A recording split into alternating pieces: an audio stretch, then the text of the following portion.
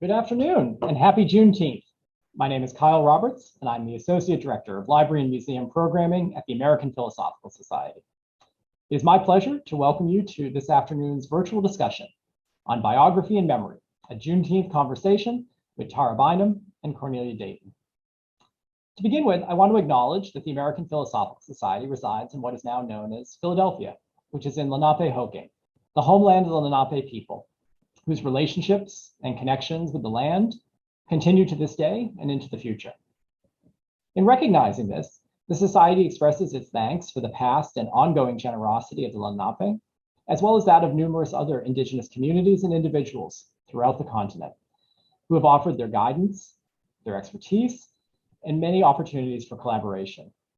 It's their generosity that makes the work of the Society's Library Museum possible.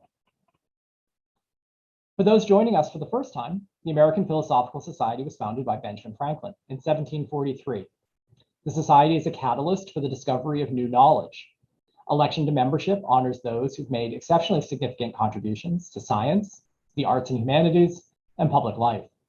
The Society promotes research by providing over $1.5 million in grants a year, primarily to younger scholars who need the support the most.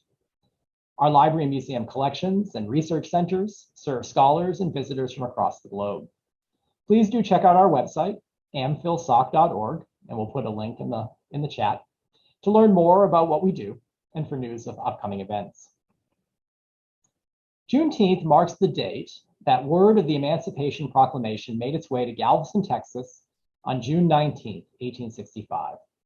And Union troops informed enslaved people that they had been declared free over 2 years earlier. On June 16, 2020, the city of Philadelphia declared Juneteenth an official city holiday to recognize the end of slavery in the United States.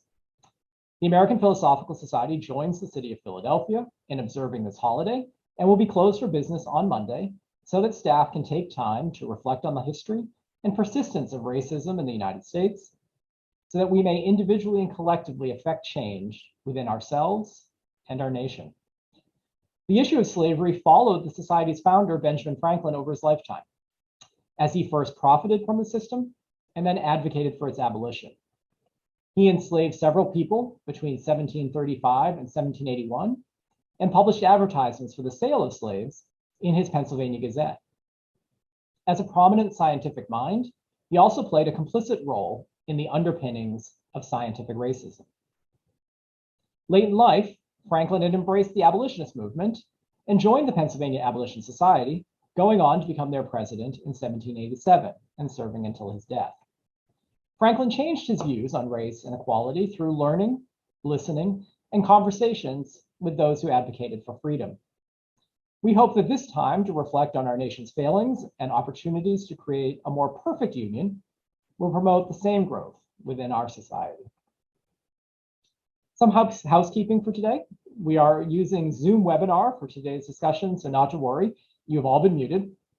If you have a question, we ask that you use the Q&A button at the bottom center of your navigation bar. You might just take a minute now and locate it. It should be right down there in the center. Please type in your question at any time. When the question comes to mind, go ahead and type it in the Q&A box. We're going to leave time at the end of the presentation for questions with our speakers. We are also very happy to offer closed captioning for today's virtual discussion. If you'd like to use it during the panel, please click on the CC box on the bottom navigation bar of Zoom. It's to the right of the Q&A button. My sincere thanks to Diane for offering the captioning to us today. And with that, I'm very pleased to introduce today's discussants. Tara Bynum is an assistant professor of English and African American Studies at University of Iowa, and a scholar of early African-American literary histories before 1800. Her current monograph, Reading Pleasures, which will be in our hands in November 2022, examines the ways in which 18th century enslaved and/or free men and women felt good or experienced pleasure in spite of the privations of slavery, unfreedom, or white supremacy. Cornelia Dayton teaches history at the University of Connecticut. For her new findings on Phyllis Wheatley, see her September 2021 article in the New England Quarterly, Lost Years Recovered, John Peters and Phyllis Wheatley Peters in Middleton. And we'll put a link in a little bit into the chat so you can find that article. An accompanying website, the Wheatley Peters Project, will be launching this summer. Well, that's my introduction. So I'm going to bring up Tara now, and I'm going to turn myself off. Thanks so much again for being here. Good afternoon. Thanks so much, Kyle, Nina, and to everyone at APS who have helped to put this conversation together. So let me start first by telling you all what I've been thinking a whole lot about. I've been thinking a whole lot about a letter that Phyllis Wheatley wrote to Uber Tanner. And I promise this will connect with the themes for today in relation to biography and memory. It's a letter that's dated February 14th, 1776. Boston's famous poet writes to her friend Uber from Providence, Rhode Island. She's there in part because Boston's been under siege. Despite the increasing wartime fervor, Tanner is still in Newport, and that's where Wheatley sends her letter by way of Mr. Zingo Stevens. What strikes me, if I'm honest, isn't just the references to unspecified events or Revolutionary era zeal. It's Wheatley's mention of her time spent with Mr. Kwamana, likely John Kwamana, and Mr. Zingo, as she calls him. She passes this wintertime agreeably, as she says, with these two men. It's striking because it seems to me that Wheatley is spending her evening with someone else's husbands. Duchess Kwamana's husband, for sure, and maybe it's Elizabeth's husband, that's Zingo Stevens' second wife, too. Wheatley makes note of her evening to her friend, and of course, she doesn't include those details that I so want to know and would love to share with you. Was Duchess there too, I wonder? And when did Wheatley meet Mr. Kwamana? For those of you who might know, she denied knowing him for real in a letter a couple years before, when it was suggested that Wheatley should join Kwamana on a missionary trip to West Africa. And I know a lot can happen in a couple years, so maybe they meet. And another question, are Mr. Zingo and Mr. Kwamana identified as such as Mr. because they are in fact older than Wheatley by a considerable amount? No doubt I'm curious about these sorts of questions and have read kind of the one of the last sentences of the letter in this way because I live in the 21st century and I've consumed enough reality TV in my life to yearn for and create a salacious story. But I can't help to wonder, and often find myself wondering, to whom does this story and its lingering details or lack thereof belong? Truth is, Wheatley tells this story to her friend, and Tanner, as her friend, may not need the details because she already knows them. Tanner may not need the details because Wheatley doesn't intend to provide them. And then there's me here in 2022. I don't know either of these women, and yet here I am nearly 250 years later, minding their business. What story is there for me to tell, and is it mine to tell? Every time I read this letter, and I read it quite a bit, I find something new. There's a new detail, there's a new reference that helps me understand what's not obvious to me because I'm not Phyllis Wheatley's friend. I'm not her acquaintance.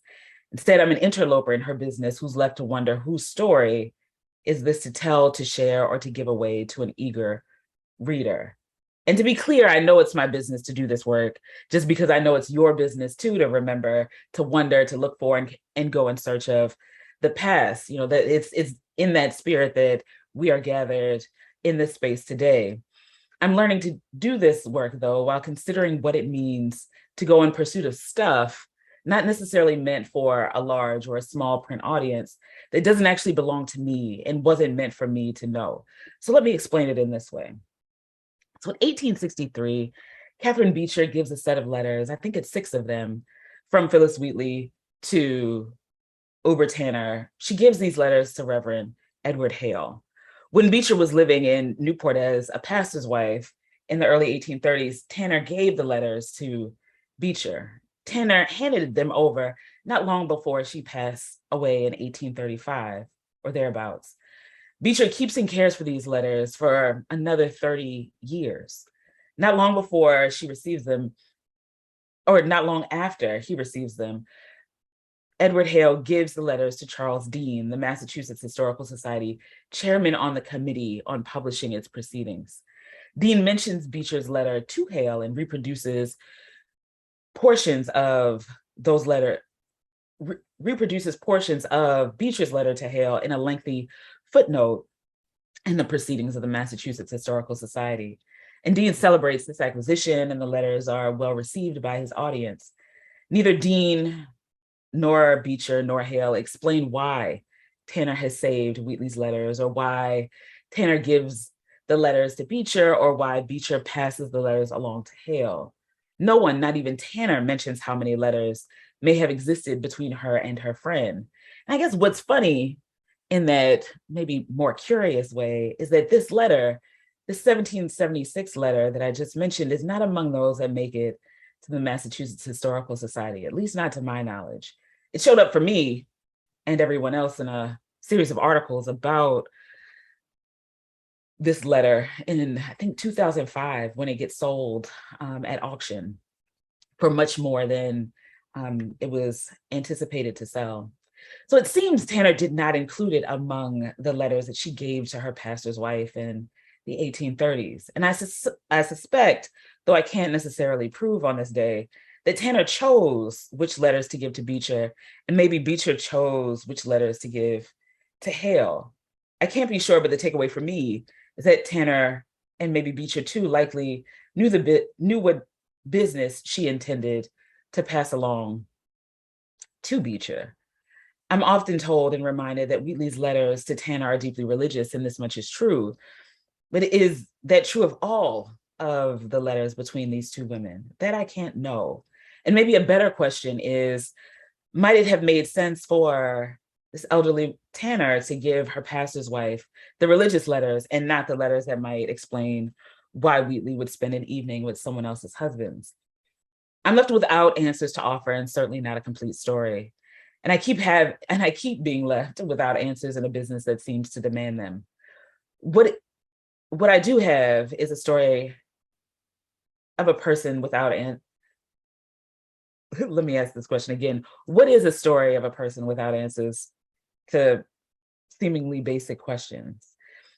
Instead, on this day and in anticipation of the Juneteenth holiday that calls us to remember, my offering is simply uncertainty. That seems to be what's most true about the act of remembering or memory itself. It is often uncertain and not always revelatory. What I know for sure is that I'll keep gathering these 18th century stories, because that's the job of the literary kind of historian and the record keepers more generally. Because the stories of yesteryear help us make meaning in our own lives, it only seems right and true for us to consider how our responsibility to those stories that we find, share, and tell. I thank you for listening, and Nina, I look forward to our conversation.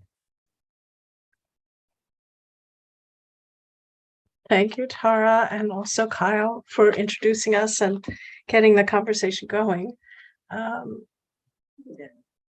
I just tell a little bit about my most recent project, and then some of the issues that are on my mind and that intersect with Tara's.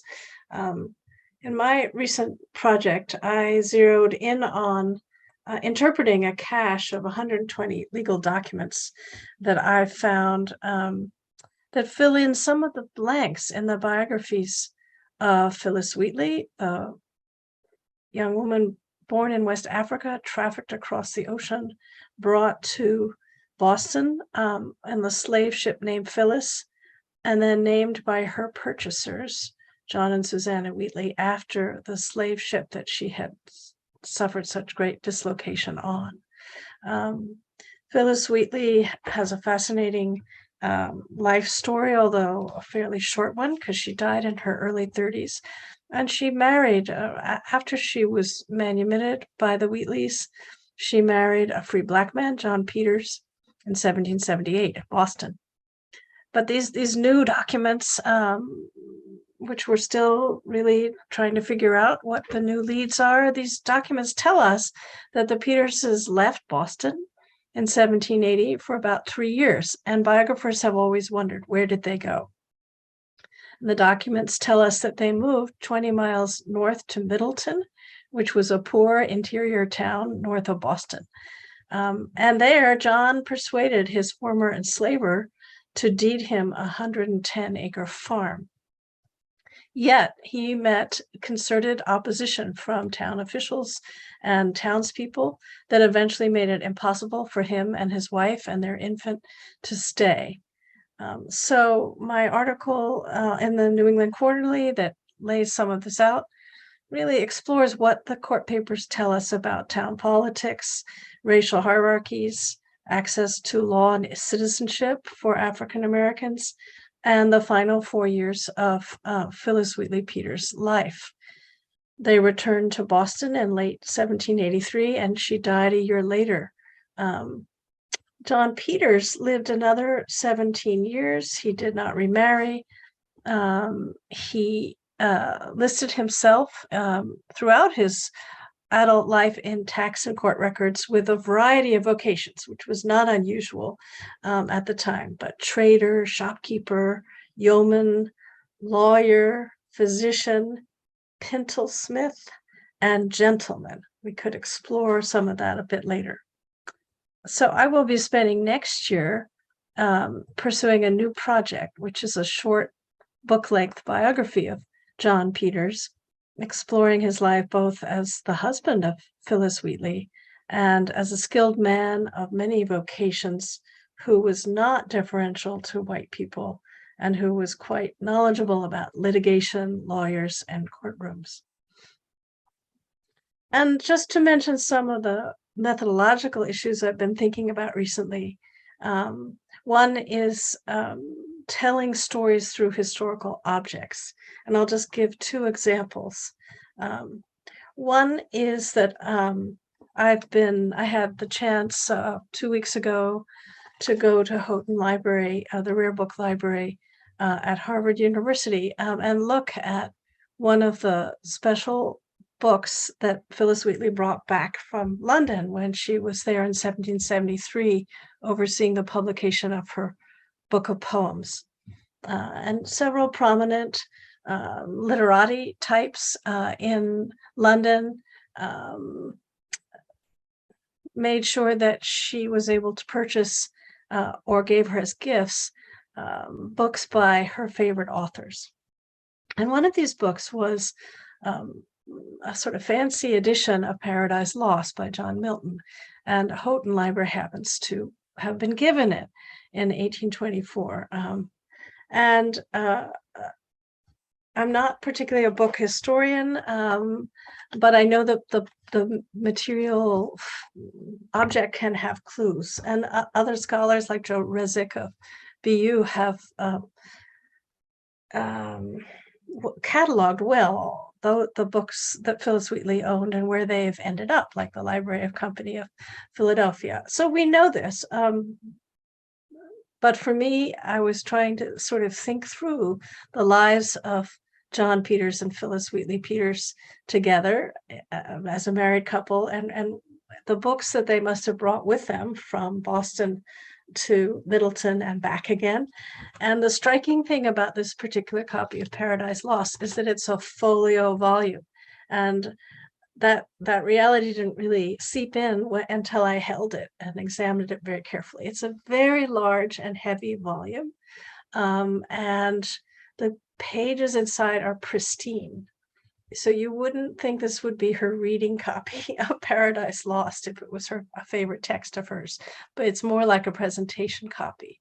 It was given to her by the Lord Mayor of London, Brooke Watson, and she so inscribed it.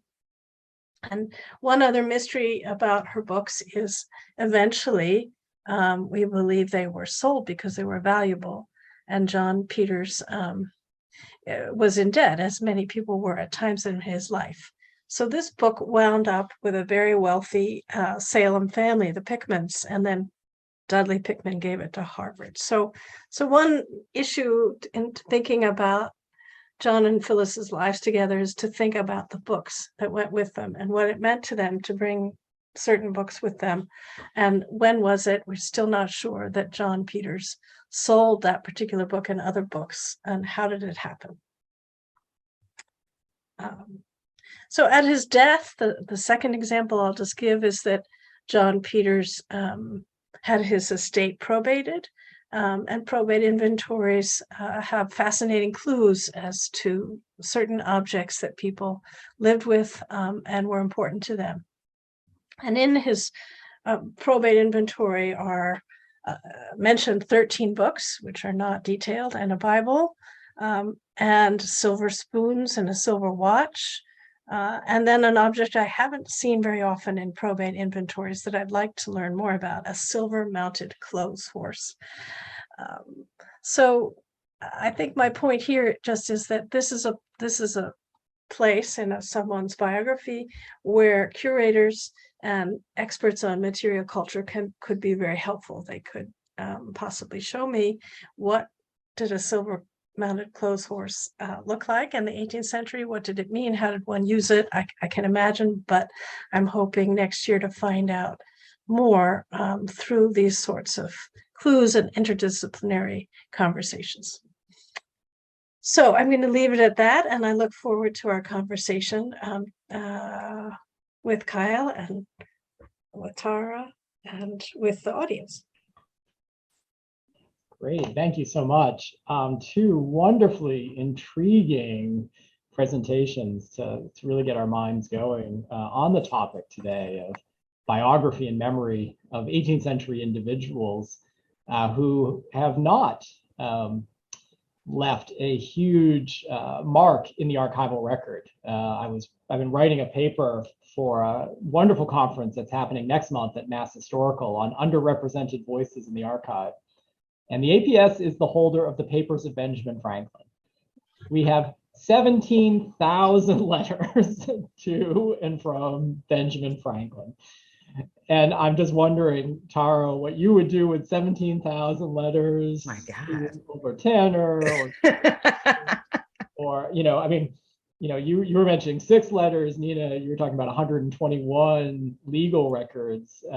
These are really slivers of slivers of slivers, right, of what perhaps once existed. And I think that is what those are the slivers we look at now, right? Those are slivers that we ignored, or the scholars who came before us might have ignored. Which gets us, I think, a little into the first question I really wanted to ask you, which is, what is the responsibility that you, myself as a scholar, have to understand and respect this information that you're learning from these very precious sources, the remnants that have survived, and also where do you start to think about how you understand and respect the historic agents that you're looking at and how they wanted to be remembered? Big questions, I know, to start our conversation. Right. I've definitely started to think about this quite a bit. I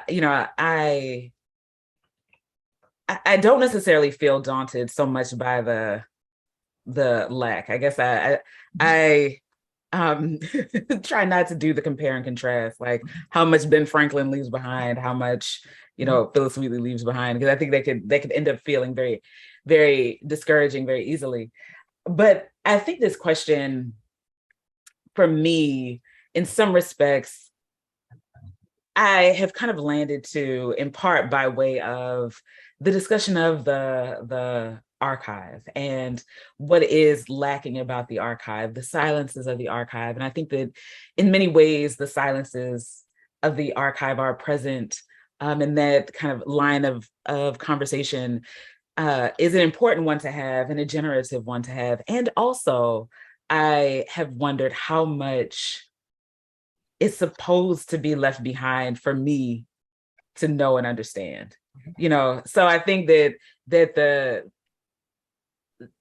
kind of one of the pivotal moments ends up being realizing in a very sort of like linear and logical way, like, oh, Uber Tanner makes the decision to give the letters to Catherine Beecher. Should I assume that there were only 6? Maybe, but can I also assume that there were 17,000, maybe. And in that way, it suddenly kind of becomes possible to actually imagine that Uber Tanner, not just specifically her, but so many sort of Black, specifically historical figures being very intentional about how they are remembered. And, I think what makes the Newport, Rhode Island Black community so compelling to me is that they have a lot of stuff. And I think that they were very intentional about ensuring that, the papers of the Free African Union Society, for example, end up at the church. And from the church, they end up, I think, maybe a couple of the places, but ultimately landing at the Newport Historical Society in part. So, yeah, I have no clear answer because, like I said, I'm gonna keep doing the work. But I think that there's something also very important and potentially powerful for us as researchers to pay attention to this idea of how folks want to be remembered, and the fact that we may only be getting very quick glimpses of a life, even if it's a life that we desperately want to know that much more about, but it may in fact not be our business to know that much more. So can I ask Tara, but others too maybe, but in terms of kind of trying to be self-conscious about the politics of the archive and what gets preserved and white controlled institutions and repositories, there's always that tension that Tara has already mentioned between random, are there sort of random reasons behind the artifacts that we have, or were there deliberate reasons? Just to take Phyllis Wheatley as an example, I asked myself, why didn't the manumission document that she mentioned so carefully in a letter to David Worcester, why hasn't it surfaced? So when her enslaver manumitted her under probably circumstances in which she demanded it, and had some leverage being in London right after the Somerset legal ruling, she carefully writes that a copy has been sent to Israel Modit, a patron of hers and a lawyer in London. So that would mean there was a deliberate move to make a copy, not just the original. So, and I haven't come up with speculation myself, but why has nothing surfaced? That's an important legal document. And then, of course, there are the letters to Uber Tanner, Tara. I'm just puzzled why they stop, and wondering. And of course, Phyllis Wheatley's life changes. She marries. Yeah. She leaves Boston. I assume she's still writing letters and corresponding, and yet almost none survive, whether to her good friend Uber Tanner or others. And I'm just wondering if you have some thoughts about that. Well, I think this is partly where I begin to lean on this idea of like, what is my business to know? And there are countless reasons why we might not have access to those letters over time. I think that there's the war, there's people moving around, there's I think any number of like, fires, floods, etc. could have happened. And I think because we'll never know until we do, I guess that's where this question that I keep kind of returning to, what is my business, what is not my business, becomes generative for me.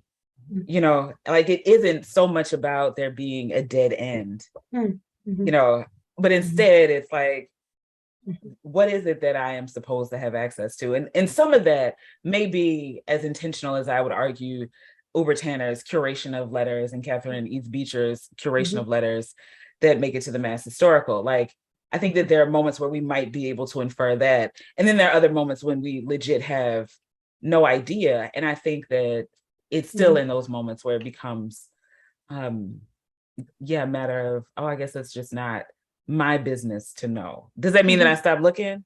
No, because I'm still nosy. But Well, I think that and would you say there are other questions to ask? Yeah, Mhm, for sure. And mhm, other questions to ask that might lead to mhm, um, mhm. you know, a different kind of story, but a story nonetheless. Right, good. Yeah. And so if I can jump in, I think one of the lines here that's really fascinating for me, and this is, I'm thinking about the archive you have to work with, Nina. So Tara, you're talking about a sort of curated collection with various Uh-huh. curators, but interesting questions about who decided what and when and where and why. Interesting women's networks, right, that we see up until, maybe for the first 75 years or almost a century of ownership. But Nina, is it fair to say that your archive is one curated by the state? One, a common archivist, if we will, right? Mhm. That the that Frequent.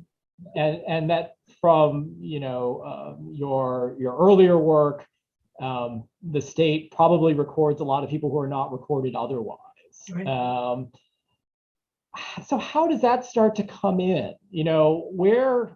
Where does John Peters' desire to be remembered start and stop, right? So because he is active in the state, Mhm. so it's not, I don't think we would say he's completely, recorded against his will, Mhm. but he isn't fully, he isn't fully in control, right, of the archive. Right. Right.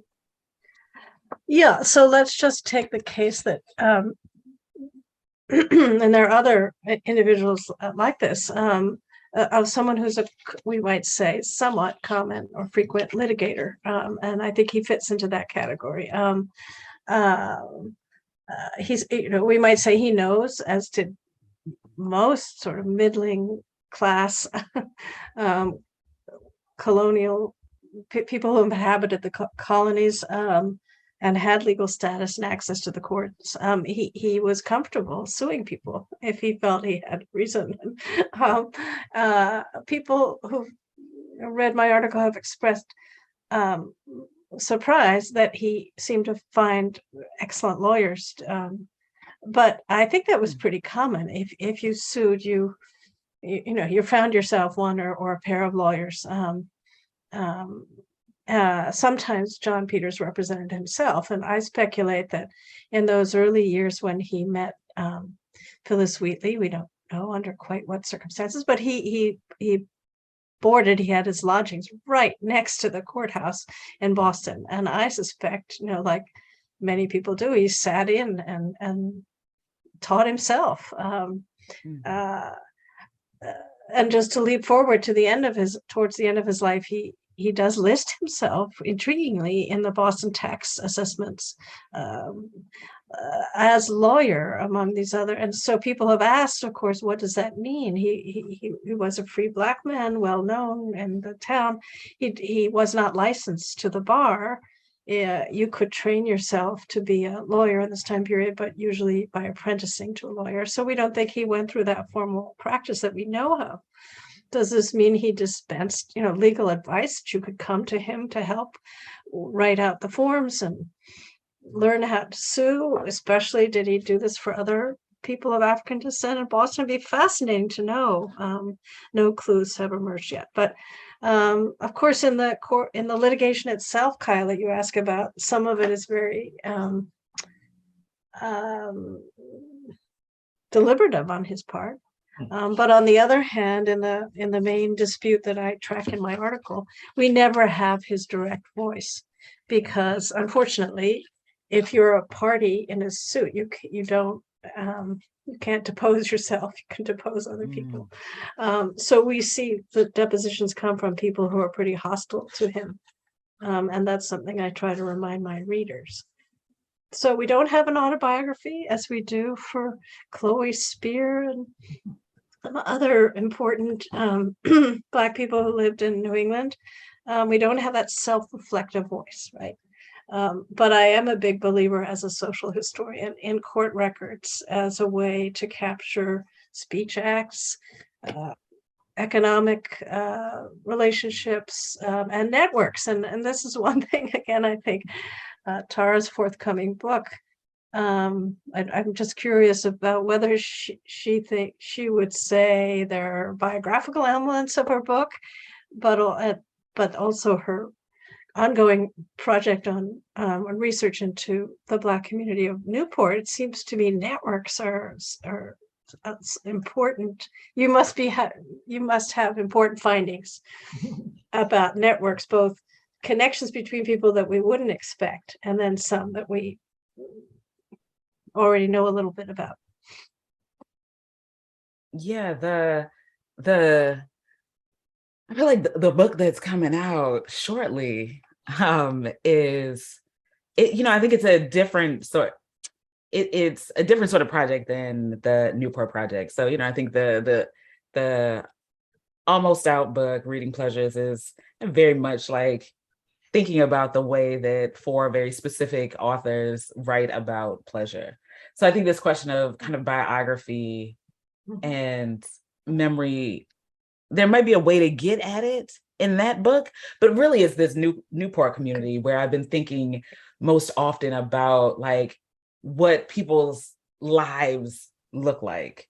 And it absolutely is, the research that I'm doing is very much about like taking these glimpses and trying to piece them together into a network that's bigger than Newport. And it certainly is working. There's a lot there, and there are a whole bunch of names and places and all kinds of fun things that are emerging. And I think that kind of as someone who is approaching this from kind of the English PhD sort of perspective, one thing that I've had to kind of learn to take seriously is, the stuff that doesn't constitute like a book, like a printed text with a nice plot, with a nice narrative. Like, no. So, I find myself looking at meeting minutes, looking at letters, looking at account books. Love account books, as it turns out.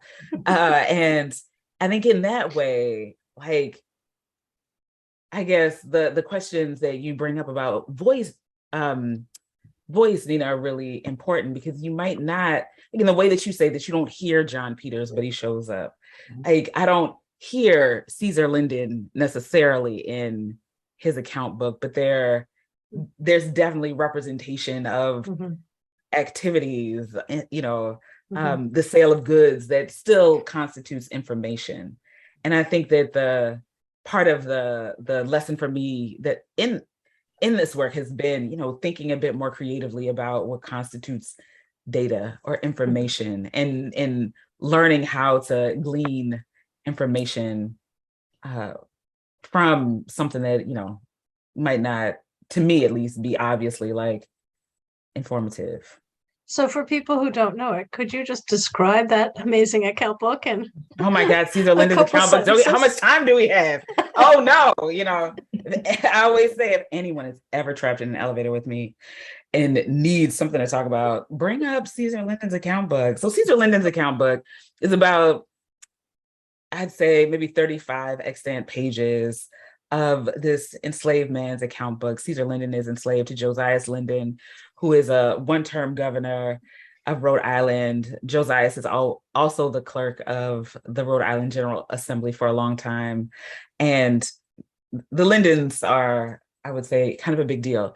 And Caesar Linden keeps this account book that tracks kind of the sale of goods and also copying services, among other things, to Newport's kind of slave trading community, its indigenous community, its Black community. And he makes like fantastic sorts of notes of what goes in, or what comes in and what goes out, the debits and credits on a regular basis. And every now and again, you'll get kind of a sort of daily accounting of Linden's own life. So, there's the day that he painted the woodwork in his fiance's bedroom, or the day that his friend Zingo Stevens gets married, or the day that Josias Linden breaks his collarbone. That must have hurt real bad. Ooh. I can only imagine what that healed like in the 18th century. Anyways, all of that is there. So it's this kind of treasure trove of very quotidian information that has so much to say about who Lyndon is interacting with. And it's actually with the help of Caesar Lyndon's account book that I've been able to kind of trace these relationships within the Black community that I think much more effectively lead back to Phyllis Wheatley and the various folks that she knows as well. So that we don't have to think of her as trapped in the frontispiece by herself, all alone. She has friends. So I'm curious for both of you, since you've brought up the sources question, you know, is a sort of chicken and the or egg, you know, did you go to the sources in search of the voices, or was it or was it starting in the sources led you to the voices, I guess, you know, that, you know, and maybe I'd spin it a little. Tara, you're a literary scholar, Nina, you're a historian. What are your disciplines happy to have you in these sources? Did your disciplines help you get to these sources, or are you making a case, you know, for what we should be doing, or what? Well, you know, I think that my approach has been almost disciplinarily driven. Okay. And I was asked this question or version of this question the other day, and I realized in my response that I started with the text, and I was actually doing an NEH Summer Institute in Rhode Island. Shout out to Alyssa Tardif. And Alyssa said to me, "Hey, you talk about pleasure. You need to look at this pig roast receipt." And so I did. And I started kind of with this one page of Caesar Lyndon's account book and, you know, honed in on that very specifically. And I think once I saw the larger account book, like, you know, I had to figure out how to make sense of the fact that, like, oh, it's not just one page, it's so many more pages. I think I started with the text and then had to, and then kind of realized the work that I needed to do to better understand what I was looking at. And that has kind of taken me to so many other places that now have turned into a very real sort of second project. Is that familiar or different than your experience? I think, yeah. No, please go ahead. Oh, I think that it actually is a familiar process. What's unfamiliar is the kind of text it is. And that to me is the interdisciplinary work. You know, so if it had been a narrative, you know, a very sort of traditional conversion narrative, you know, like we wouldn't necessarily be discussing it in this kind of way. But I think that because it's an account book, that's where I had to kind of learn a whole bunch more new stuff because I didn't know what it was, how to read it, how to make sense of it. So, yeah. Yeah, and for me, Kyle, you know, I have a friend who's a legal historian who contributes to a legal history blog, and he said, you know, Cornelia Dayton, a legal historian, was just minding her own business, pursuing a research project on, which is a big one I've been working on for a long time, on how did New Englanders understand and cope with mental health crises. I was looking at testamentary capacity cases, which are when a man or woman's will is challenged, often by heirs, arguing that the person was not of right mind or was, you know, not mentally fit when they wrote their will, and therefore the will should not stand. Those cases, it just turns out, generate, because of the legal protocols of the English system, can generate a lot of depositions. So it's a way for me to see neighbors describing what they understood to be a person's cognitive capabilities, often towards the end of life, but not always. So you get a kind of Rashomon-like or neighborhood, very social kind of quotidian sense of the deathbed and people who came to visit, and how did the person who was very ill answer questions, and etc. So that those cases have been particularly useful for me as a researcher. And it just happened that John Peters appealed the will of his former enslaver, and this is a method question for many of us, because if we're very interested in studying Black lives and trying to understand the power dynamics that faced Indigenous people and people of African heritage in this time period, the court records are one place to look. But starting in about the 1770s, the court clerk abandoned the older habit of sort of marking only non-white people they perceived as not to be white or European as Indian or Negro. They abandoned that. So you have to know, in effect, from using the census, and who was considered to be of African descent, would have called themselves that. And John Peters is an example of that. I just happened to know, when I discovered this probate appeal, that John Peters was the name of Phyllis Wheatley's husband. And the person he was appealing the will with had a more conventionally marked formerly enslaved person's name, Dinah Cubber. So once I followed the paper trail, I confirmed that they had both been formerly enslaved, and that opened up this whole story. So I didn't start as a literary scholar, as a Wheatley scholar, and it's brought me in, as so many of our projects do, to a very rich tradition of scholarship, focusing on Phyllis Wheatley herself as a person and a woman and a very gifted writer, but also the many scholars who've written about her and collected her writings. And I'm quite interested in understanding how she has been remembered in African American culture and history. I'm very, very interested in the I think it was 1974, 1973 conference that happened in Jackson, Mississippi, where Black feminist poets and dancers and artists wrote poems sort of to and about Phyllis Wheatley, and used her as an inspiration to showcase the amazing work that was being done in the Black arts movement by women. So there's so many interesting histories tied to Phyllis Wheatley, and now I'd like to sort of bring her husband into the picture. I don't want us to end our time here. We still have time. We'll get to some of the questions from the audience without tackling the motivation question. And we touched on it, but I want to ask it a slightly different way. And I'm going to use a quote that really just jumped out at me, Tara, at the end of your presentation.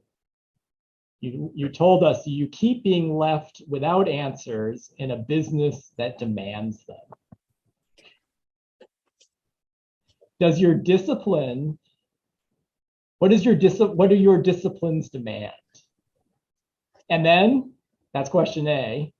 Question B, what do you, your moral center, your sense of right and wrong, what does that demand? And I guess it's a way to sort of get at the limits. How far, and we talked about this yesterday with my great interns here, how far will you speculate? How far will you go?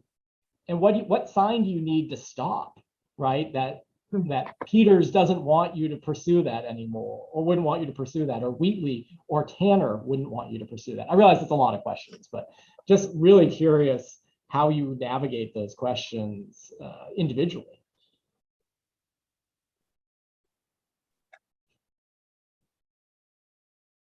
I think he's starting with you, Tara. I'm starting with whoever wants to go first. Well, I think that, I guess that's why I still don't know the answer yet, Kyle. I think that's why I keep coming back to this issue or this question that I led with, which is like, what counts as my business and what doesn't? And I think that, I guess what I am in some respects kind of curious about is like hearing more and more people talk about that limit, not as just in adequacy of the archive, because there are times when the archive itself is inadequate and solely determined by the person who has gathered those particular set of materials together. But I also, I guess, want us to begin to think about it as also like an issue of minding one's business, and minding someone else's business too. So I haven't found that line. I'm still a 21st century interloper who delights in other people's business, and sometimes even delights in like putting forth the most salacious version of a story. But I think that, I guess what feels increasingly important is some acknowledgement of the fact that even those of us that have the 17,000 documents, or the miles and miles of papers, still don't know the entire story, and maybe it's not for us to know. So I think what I'm left with is like, is there a way to make uncertainty comfortable? Are things any clearer for you, Nina? No, but I do recognize that in embarking on a biography as a form that I haven't really tried before, there are all sorts of ethical issues, and also just methodological, writer's craft, etc. So how much do you speculate? Some readers really get very tense about, writers who keep saying she must have done this, she must have done that, or perhaps. Although I'm a believer in speculation, or being honest with your readers, being candid, and some writers are very good at doing this, I think. So I would like to follow their lead. There's a tension about the researcher going down the research rabbit hole and trying to find as much as possible. It's sort of an addiction to keep looking and to look more. And so Tara, I think, is reminding us that we need to be self-aware of some of that, overdoing it, and also getting caught up in what we didn't find, being worried about what we didn't find. And then, with a biography, is it just the facts? No, is it, how do you shape it to be analytic, thoughtful, reflective, trying to get outside the sort of box that you, the writer, might have created around it? So I think there are all sorts of challenges that I need to, and ways to broaden my project and my maybe original assumptions, to challenge my assumptions. There's a wonderful question here from Sean Gallagher, who is the APS postdoc for another couple of weeks and then off to a great tenure track job. Sean writes, one idea coming out of the work of Jessica Marie Johnson, Marissa Fuentes, and I would add Rodney Carter, is that we can't always assume enslaved or free Black people wanted to be recorded, because it is power that places people in archives. And Carter, as we were talking about the other day, extends that, right? That the power to remain silent, right? The power to claim absence. So in this way, Sean asks, can't we reframe mysteries or gaps in Wheatley's biography as actually her triumph, as an indication of her agency? Thanks, Sean. That's really provocative and helpful. I don't read it that way right now. Although I do think, people then and now want their privacy in certain ways. But maybe mine is sort of a reflexive response to the fact that she and John Peters, her husband, are trying to get her second volume of poetry and letters, another list of letters we know she wrote, but that have not surfaced, published. And so certain parts of their lives, I think they want to be what we might call public people, known in their community, respected in their community, whether it's Middleton or Boston, and published. And they want income, right?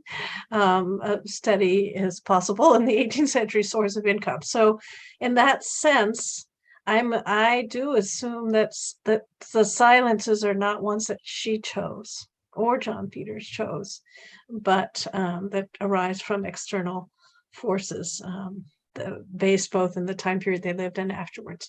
But I really thank you for your different take on it. Tara, any thoughts? Well, I guess I just wonder if agency and triumph are the best ways to think about it. I think there's a part of me that, it kind of wonders if there's a word that almost does less, so maybe it's not a triumphant move so much as it's like at the risk of, kind of stating what I've already said yet again, like is figuring out how to mind one's own business a triumph, or is it just kind of part and parcel with what it means to just be an everyday somebody, doing everyday somebody things? And I think it's in that context where, I think about your point, there are moments when what they want, Wheatley and Peters both, is publicity. And I think Wheatley's letters make that very clear, that she's intentional about the sale of those books, getting them out into the world, getting money for those books, as well as making sure that people are not bootlegging her books, all of that. So we know that she knows how to be very intentional. And I think that in those moments where she's not aiming to be public, because she is still, somebody who has a private life, like, I don't know if it's a triumph or if it's just like the minding one's business that I guess I'm arguing for. And I guess I sometimes get nervous with the either there's resistance or triumph, or, is there, what do we call it when Black people aren't resisting and triumphing, but are still kind of committed to everyday living in public or private ways as needed? It's interesting. I love that. And that's probably a good comment to wrap up on, that we are also doing this as what APS is billing as this Juneteenth event, right? We're doing this in connection with what is, seen to be a triumph, and but also could we have spent the time thinking about Juneteenth, right? Thinking about what does Juneteenth have to say to the 18th century, right? And this is coming from another question that's in the chat. What does this sort of 19th century moment have to say to how we think about the 18th century? And I realize that's kind of an unplanned big question to sort of drop on there, but do those narratives of triumph maybe and those sort of expectations kind of put another pressure point on what you're trying to do? Well, I definitely think that the 19th century, and this is why I refuse to study it, I think the 19th century looms so big. And I think when it comes to those moments that are key in Black history, specifically American history more generally, I think that they don't map on so well or so simply to the 18th century. So I think in a lot of ways, the 18th century becomes uninteresting when it comes to Black people. You know, I think that there's not enough obvious forms of resistance. I think there's not enough literacy in the right kinds of ways. It just seems, I think there's this perception that there's not enough stuff. And the 19th century has so much more. And I think the 19th century has a lot for a variety of reasons, but the way that we have imagined kind of the 19th century, I think does obscure what's happening in the 18th century and doesn't make the 18th century as interesting to some. Like what I understand to be my life's work in part is to get everybody to come back to the 18th. That's obviously where it's at. Like, I swear nothing happened in the 19th at all. So I think that I guess I would say that in terms of thinking about Juneteenth as it looks back, I think Juneteenth is yet another one of those, you know, because of its connection to the Civil War and its history, there's a way that looms so big because there is a triumph, there is agency, there are those things that kind of sparkle real nice, and they don't show up in the same way. The same set of questions aren't there in the same way in the 18th century, but there's still something in the 18th century that is worth examining, looking at. And I would just add, Sean, to your last question there, the Q&A. I mean, for me, the story of what the Peters went through in Middleton really evokes that slavery is ending in Massachusetts in a kind of messy way. And actually it's happening over the 1770s, as Gloria Whiting's research is showing, and other people's, not necessarily in 1780s. So is there a white backlash? And in some places, particularly the more rural places, against particular Black people who own significant amount of property. And so one thing I'll be looking for is, did other couples go through the sort of harassment that the Peterses endured? There's another very interesting case of the Princes, Abijah and Lucy Terry Prince in Guilford. Are there other cases like this? And does it tell us something about responses to the very gradual and messy types of emancipation that were happening in the late 18th century? That evoke in some ways the messy emancipations that we remember, importantly, through Juneteenth.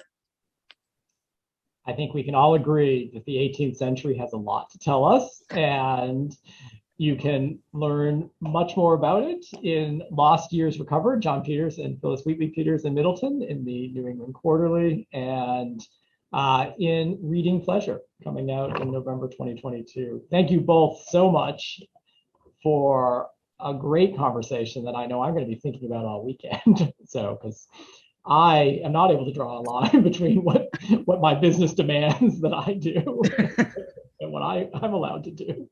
So, thank you. Round of applause, which you can hear thundering virtually. And take care. Be well. Thanks so much. Yeah, thank you.